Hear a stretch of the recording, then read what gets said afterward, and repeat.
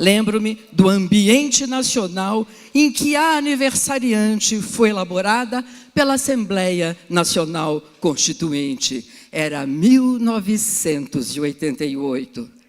Era apenas 22 de setembro de 1988 e a nossa Assembleia Constitucional lançava para todos nós, brasileiras e brasileiros, uma carta que viria para ficar.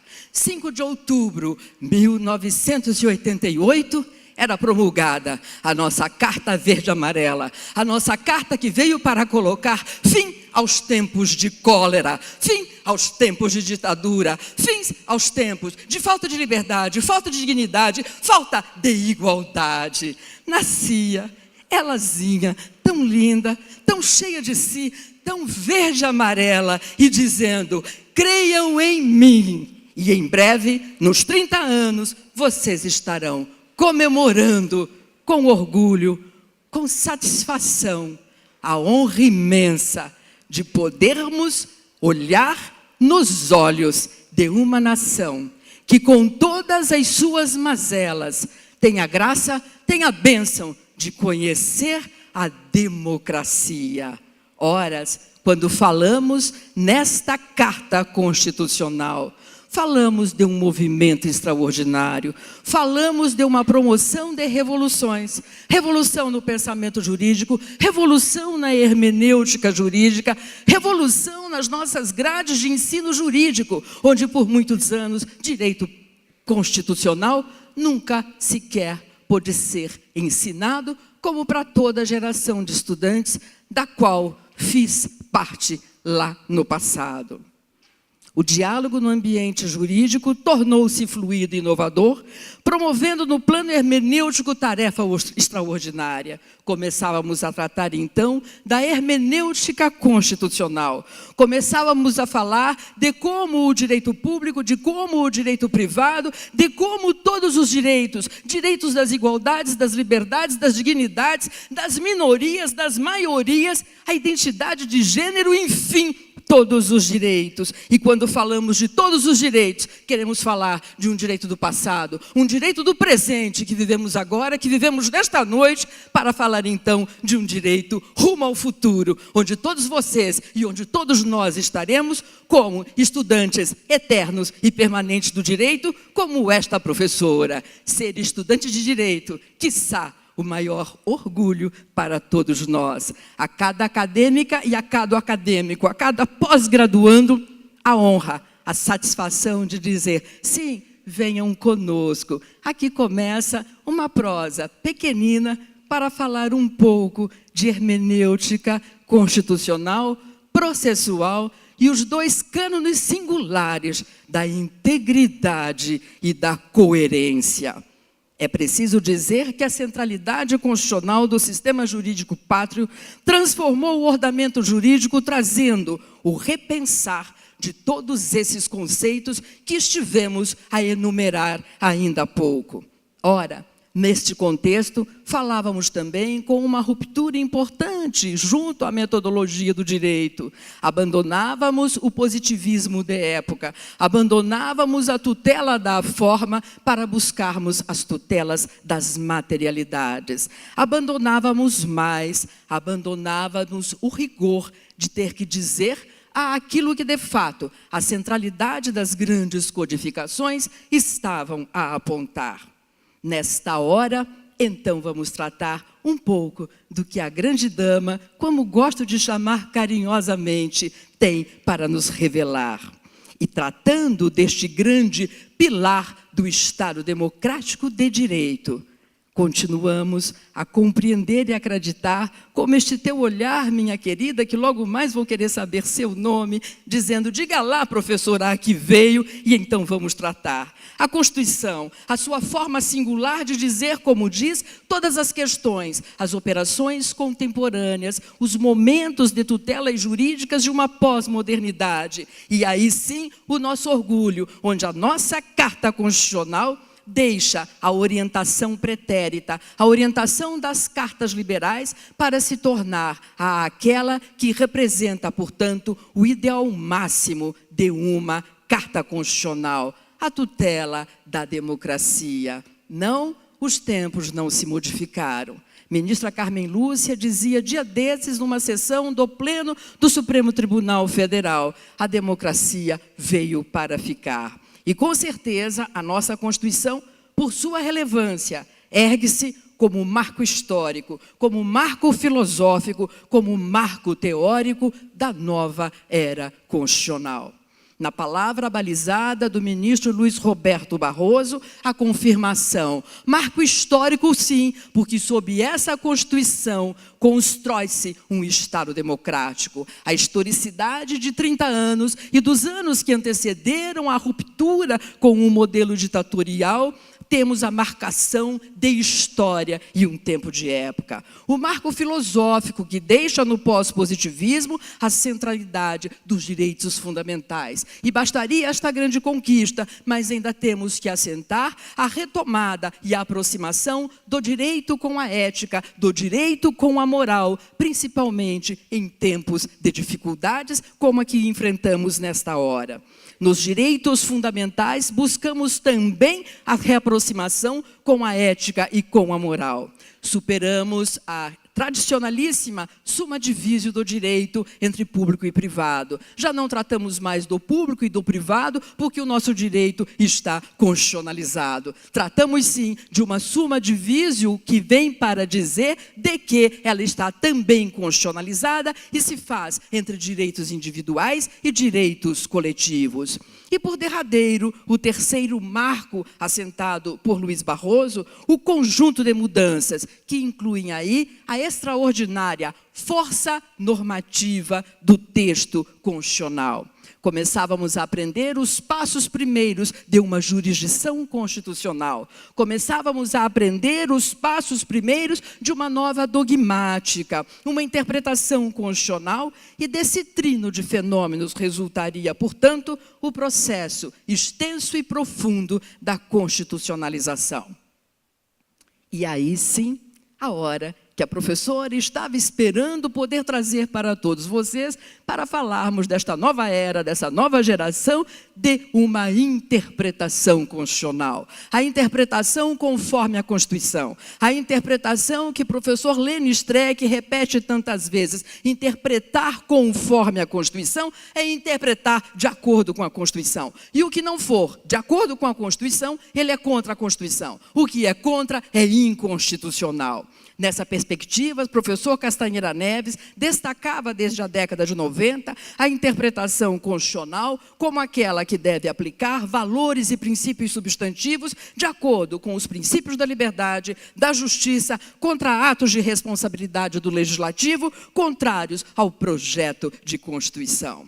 Estava feita, estava reassentada a nova perspectiva de uma metódica estruturante de sistemas jurídicos mundializados. Estava feito também o nosso batismo definitivo para adentrarmos a esta nova dimensão de uma interpretação conforme a Constituição. A interpretação conforme a Constituição deve ser, portanto, aquela que traga para o ambiente jurídico a concretização de princípios e regras. Deve ser aquela que olhe para o resultado da produção legislativa e defina o que é de acordo ou o que está em desacordo com o texto constitucional. O controle de constitucionalidade finalmente veio para ser conhecido e aplicado no ambiente jurídico, onde todos nós estamos a atuar. O direito, assim, não é apenas conteúdo de regras jurídicas concretas, mas também formado pelos princípios abertos, senhores. E nestes princípios abertos, um ordenamento jurídico aberto, um sistema jurídico aberto, incompleto e sim, infelizmente, para poderem acompanhar a dinâmica de um texto constitucional e a dinâmica de uma ordem social. Nesta ordem social, os conceitos abertos, na ordem jurídica, os conceitos abertos falam conosco e captam e clicam as necessidades desta sociedade em todas as suas texturas e complexidades, em todas as suas igualdades e desigualdades. Falo aqui, portanto, de um direito à justiça, um direito à justiça social, um direito voltado para a tutela das liberdades, um direito voltado para a tutela das igualdades e também das desigualdades e a imparcialidade, cobrindo com um manto aberto e bastante próspero de uma tutela constitucional. Ao abordar os cânones hermenêuticos que vim para tratar, e o farei de forma breve, prometo, integridade e coerência. Se quiser entender integridade como um conceito mais amplo, sim, ela fala da inteireza de todo um conjunto de valores. A integridade, em Ronald Dworkin, apresenta-se como, para todos nós e para os juristas em especial, e julgadores, intérpretes julgadores, ele diz que, na medida do possível, o direito é estruturado por um conjunto coerente de princípios sobre a justiça, a equidade e o devido processo legal. Grifo o conjunto coerente de princípios. Grifo ainda em Dworkin que esse estilo de deliberação judicial respeita a ambição que a integridade assume, a ambição, senhores, de ser comunidade de princípios. A todos os constitucionalistas aqui presentes, a nossa maior homenagem. Professor Zumar, o nosso comandante. Professor José Ricardo, parceiro de tantas caminhadas. Nas suas pessoas, juntamente com o professor Martônio, professor Mazzuoli, professor Nelson Borges, meu primo e parceiro de longa data, e, por fim, meu sócio Adelino Borges. As homenagens de estilo e em cada um, comunidade de princípios. O que nos une, o que nos traz para um evento desta natureza. Princípios que vêm desde berço, desde a família, de lastro, um abraço para dizer: venha direito constitucional, traga-me a sua comunidade de princípios, fale-me um pouco de integridade e coerência. Nesta hora, abro para dizer: integridade, senhores, em Dworkin, é uma das principais virtudes que caracterizam a sociedade democrática. Integridade, senhores, exige que as leis não sejam resultados de concepções de justiça subjetiva ou contraditória, mas que se mostrem coerentes, tendo em vista que os atos de coação estatal têm o dever de serem justificados de acordo com os princípios, destacando as duas formas de integridade para o mesmo autor. Integridade na legislação. O legislador deve corretamente legislar para atender às necessidades do ambiente social. A 2, a integridade da deliberação judicial. Aplicando normas públicas, os intérpretes julgadores expressam e respeitam um conjunto coerente de princípios acerca da justiça. Assiste-se desoladamente triste exemplo que acarreta a falta da integridade, a falta da coerência, a falta que reflete, infelizmente, em algumas poucas decisões, mas elas vêm marcadas pela fada da veleidade. A fada da veleidade que, de repente, Machado de Assis foi quem melhor descreveu esta fada, com rosto de fada, sonhando e falando como se fada o fosse, mas não podemos esquecer que ela atende pelo nome da veleidade, no grau mais baixo da volição, a vontade inútil e imperfeita. Machado de Assis chega a dizer que esta fada da veleidade apresenta-se num esqueleto de ar, deitando remendo novo em pano velho. Então, vamos abraçar a outra fada, a fada da integridade, se assim posso me expressar. Por conta de que, neste passo, devo registrar uma nota de protesto veemente às decisões que vêm libertando corruptos a granel, na expressão do ministro Roberto Barroso. Consigno aqui o protesto que creio ser o protesto de todos nós, brasileiros, que queremos ver a nossa Constituição triunfando cada vez mais num ambiente de limites e possibilidades. Do outro modo, haverá coerência hermenêutica se houver igualmente integridade hermenêutica. E falamos então da coerência hermenêutica em relação ao juízo decisório. Os mesmos princípios forem aplicados nas decisões e quando forem caso idêntico da mesma maneira, irão expressar um sistema único e coerente de justiça e direito a um tratamento equânime na correta proporção, como anota professor Leni Streck em sua jurisdição constitucional.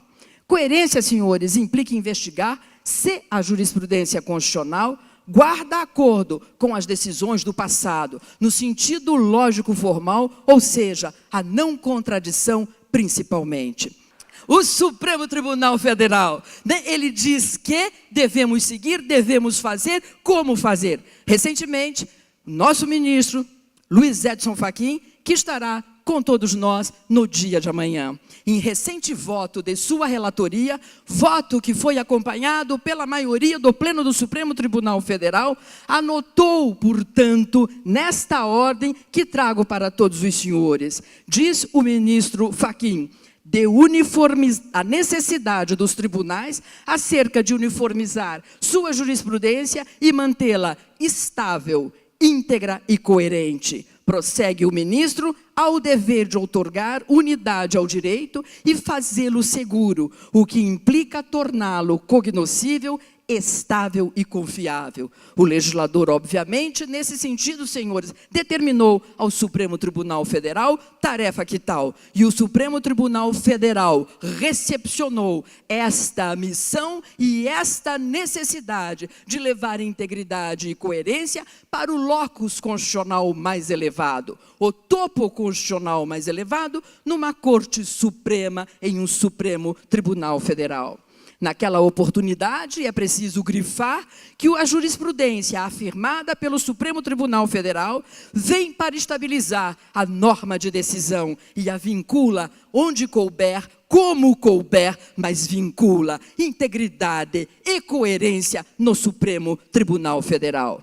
Assim prevê o nosso novo Código de Processo Civil, ele mesmo, feito dia desses, com muita garra, com todas as críticas, mas com todos os elogios que merecem, porque, de fato, temos um novo código, temos um novo processo, cortando rente às necessidades de vida, um código coerente com os seus postulados, os seus pressupostos, e ele mesmo determina, olhe, os tribunais superiores devem nortear as decisões de todos os tribunais e juízos singulares do país, de modo a concretizar plenamente os princípios da legalidade e da isonomia. Vinculados estão, portanto, os predicados constitucionais. Estes dois grandes predicados, lembrando que, na verdade, desses predicados precisamos todos nós. Jurisdicionados que somos, e nós que acreditamos no nosso poder judiciário, nós que não perdemos a fé, nós que não perderemos jamais a esperança. Venham comigo para acompanhar professor Horácio Grau quando diz: o processo é norma de decisão.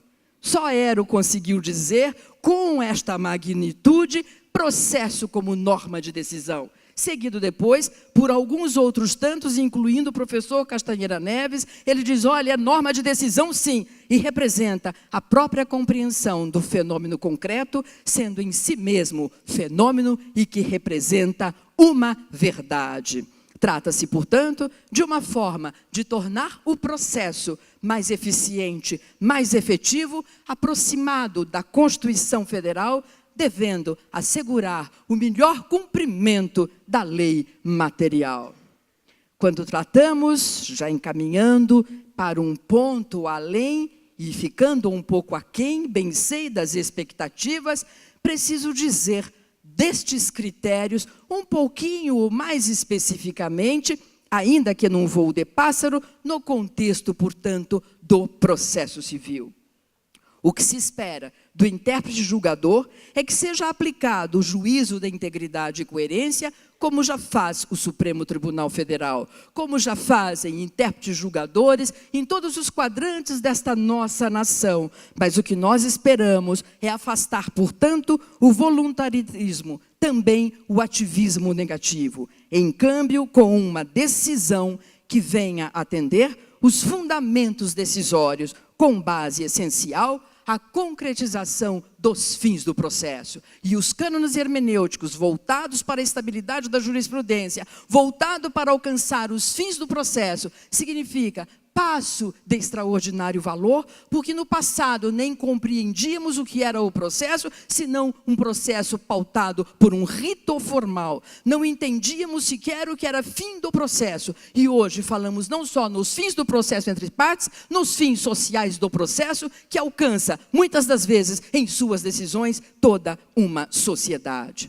Neste desiderato, o legislador processual, ao romper com o paradigma pretérito e formal da decisão, operacionalizou um deslocamento e um redirecionamento acerca da nova metódica da produção da decisão.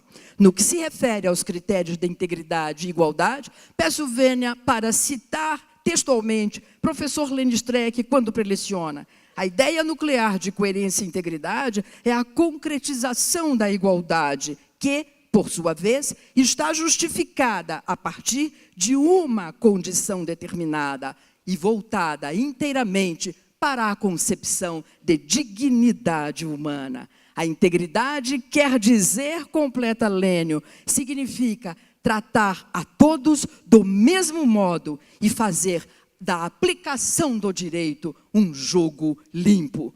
Soltar corruptos a granel é um jogo imundo. Mas não vim para dizer isso e quero continuar com o professor Calmon de Passos, quando defendia que o processo não é prova, o processo não é uma descrição fática somente, o processo é atividade de criação do direito, o processo vem, muitas das vezes, necessitando de revelar a ordem substantiva, não poderia se limitar ao velho modelo da pura subsunção. O processo, portanto, para o professor Calmon de Passos, o bom baiano, ele é o auditório onde se constrói a norma de decisão, em verdade, a compreensão do próprio processo. O CPC criou condição inovadora que o processo possa se tornar, portanto, o instrumento de democratização, o instrumento da democratização da decisão judicial. E neste imenso universo hermenêutico, precisamos usar o processo para aquele fim a que ele se destina. Queremos o tratamento igual para as partes no processo. Esse tratamento de igualdade, o nosso princípio parceiro de liberdade. Liberdade e igualdade abram as asas sobre nós. Já cantou o poeta, já disse o artista, liberdade venha a ser como nós.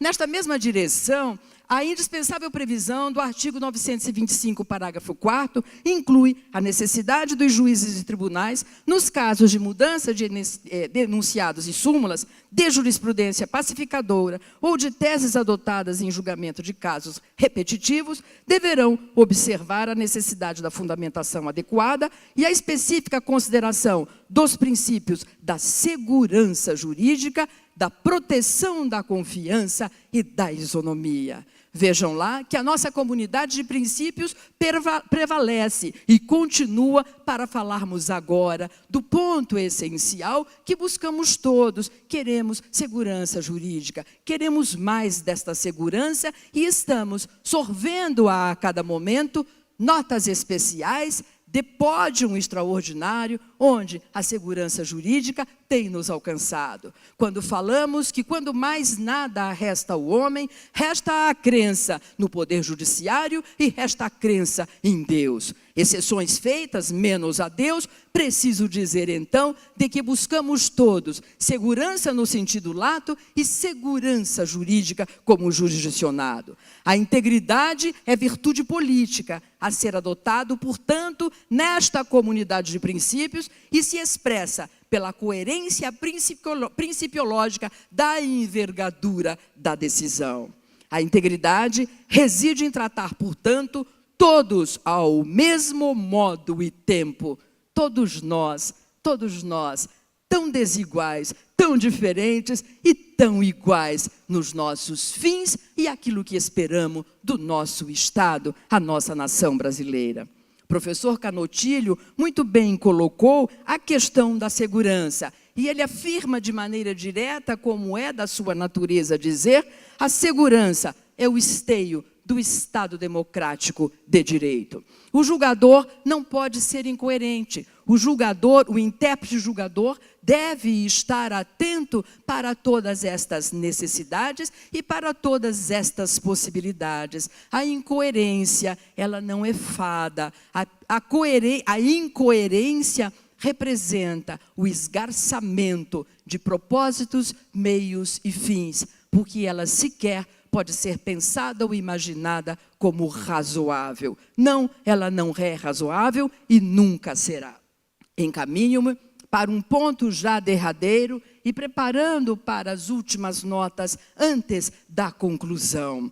Diria que já falo das considerações finais. A decisão, senhores, traduz ato imperativo de solução jurídica, devendo se preocupar com o motivo fim que a determinou, sua teleologia motivante e os fins do processo, repito, incluindo os fins sociais. As modificações metodológicas emergem das necessidades do enfrentamento necessário para a superação da insuficiência dos modelos de então, somados aos fins e fundamentos da atual codificação processual e buscando a realização das materialidades plurais, das novas tutelas das relações coletivas, depar com a metódica da constitucionalização do direito e a integridade e coerência da decisão. Nessa esteira, as transformações essenciais trazidas pelo novo Código de Processo Civil definiram estes cânones hermenêuticos, conferindo ao processo função meio para a realização de um direito material. Desde a exposição de motivos do projeto de lei que precedeu o diploma processual, foi demarcado o percurso metodológico, apreendendo a necessidade de imprimir à codificação caráter pragmático, capaz de produzir resultados práticos para atender às expectativas legítimas dos jurisdicionados.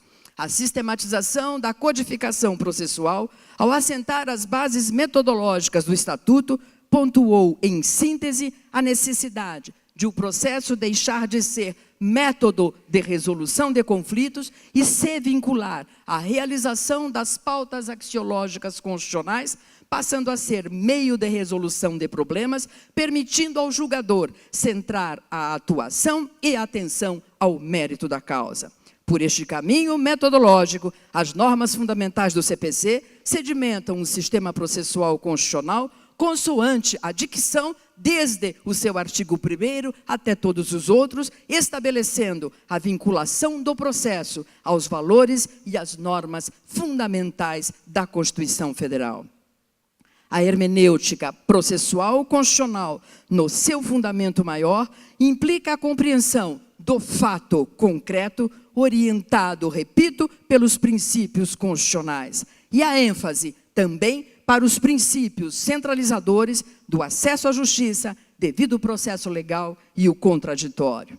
O círculo hermenêutico, nesta quadra, define a uniformização, melhor dizendo, a necessidade da uniformização e da estabilidade das decisões judiciais, promovendo uma virada ímpar no processo civil pátrio, ao adotar A1, integridade e coerência, claro, ao adotar A2, também a questão da uniformização da jurisprudência por meio do incidente de resolução das demandas repetitivas. O CPC pautou sua proposta hermenêutica voltado para criar condições ao juízo decisório apto a resolver problemas, um judiciário proativo, um judiciário que, lembrando Castanheira Neves, se direito é questão problema, devemos buscar, por meio do judiciário, a resposta solução. Nesta quadra, então, precisamos dizer que a questão referente à igualdade das partes ainda, mas não por muito tempo, oscila entre o velho e o novo modelo, mantendo, infelizmente, em algumas das vezes, a combatida e quase que não mais lembrada por nós, a questão da igualdade formal. Queremos trabalhar sempre igualdade material.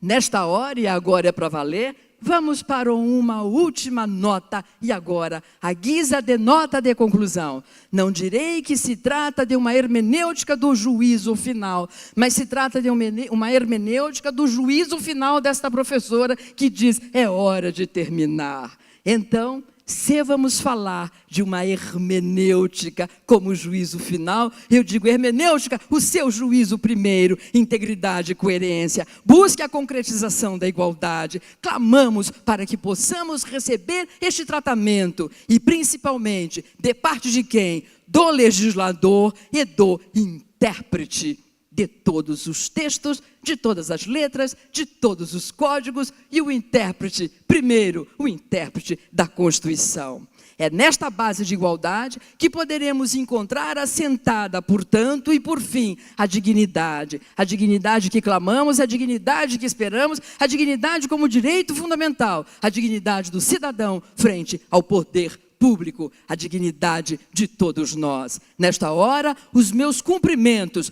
para todos os presentes, dignos congressistas que brindam 30 anos de uma Constituição. Sim, somos dignos de comemorarmos esta data. Revelo que nesta senda hermenêutica destaca-se a possibilidade de alcançar a teoria da decisão judicial, efetivamente democrática, conduzindo à segurança jurídica. Integridade e coerência formam o núcleo hermenêutico da nova codificação com vistas à busca da estabilidade, com vista à busca de que o intérprete julgador defina de forma coerente e íntegra com o fim de conceber às partes e a toda a sociedade, por que não dizer, tratamento igual e contemplando o direito fundamental das partes a um processo justo, a um processo ético, a um processo democrático.